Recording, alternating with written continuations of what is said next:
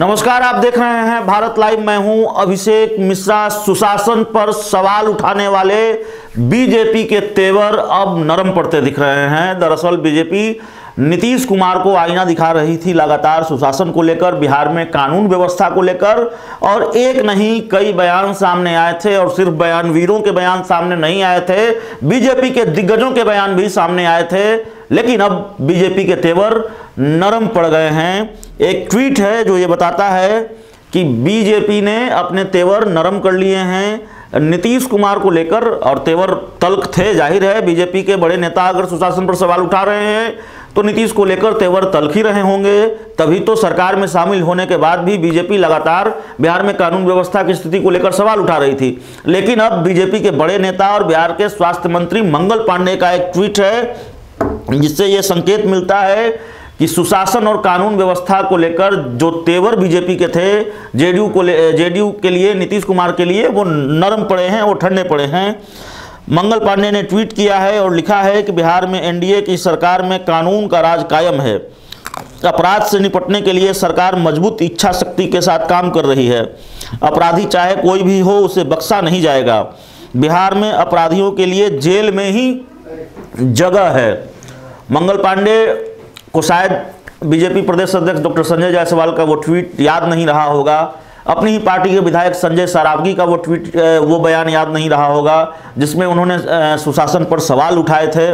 हालांकि अब मंगल पांडे ने कहा है, बिहार सरकार में मंत्री हैं, बीजेपी के बड़े नेता हैं, तो ये माना जाना चाहिए कि जो तल्खी कानून व्यवस्था को लेकर बीजेपी और जेडीयू के बीच थी, नीतीश कुमार और बीजेपी नेताओं के बीच थी, जिस तरह से लगातार आईना दिखा रहे थे बीजेपी प्रदेश अध्यक्ष डॉक्टर संजय जायसवाल ने ट्वीट किया था, बयान दिया था, लंबा चौड़ा फेसबुक पोस्ट लिखा था बाकायदा, और ये कहा था पुलिस की कार्यशैली पर सवाल उठाए थे, सुशासन पर सवाल उठाए थे। और 3 दिन पहले बीजेपी के विधायक संजय सरावगी का बयान सामने आया था, उन्होंने भी दरभंगा लूट मामले पर सुशासन पर सवाल उठाए थे।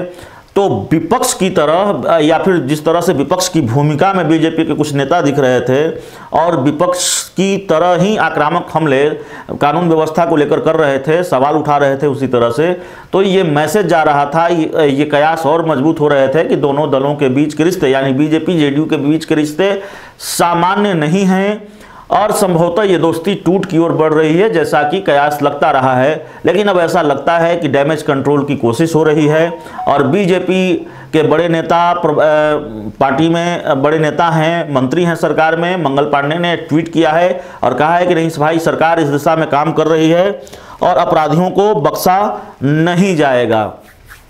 तो बीजेपी का तेवर बदला है। इस खबर में इतना ही। बहुत बहुत धन्यवाद। और एक अपील लगातार हम आपसे करते हैं, देखिए यूपीआई का नंबर हम देते हैं, आप प्यार समर्थन सहयोग तो दे ही रहे हैं, उस लिहाज से हमें आर्थिक सहयोग भी दीजिए ताकि हम और बेहतर कर पाएँ, क्योंकि आपके प्यार और सहयोग समर्थन की वजह से ही हमें वो हौसला मिलता है कि हम बिना लाग लपेट के अपनी बात रख पाते हैं, तथ्यों के साथ डंके की चोट पर अपनी बात रखते हैं, डंके की चोट पर सही और सटीक खबर आप तक पहुंचाते हैं। तो आपका प्यार समर्थन सहयोग जरूरी है। और अब जो नया हमने शुरू किया है यूपीआई नंबर वाला, तो उस लिहाज से भी आपका सहयोग जरूरी है। बहुत बहुत धन्यवाद। वीडियो पसंद आई और वह बिहार के राजनीति और बिहारियत से सरोकार रखेनी तो सब्सक्राइब बटन दबा के चैनल के सब्सक्राइब कर ली। ओजे एगो घंटी बा, ओकरा बटन दबा देला से कुल सटीक और मारक खबर रुआ मुफ्त में मिल जाई।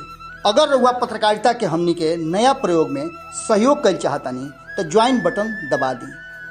पेटीएम नंबर नोट कर ली 9386816700। धन्यवाद।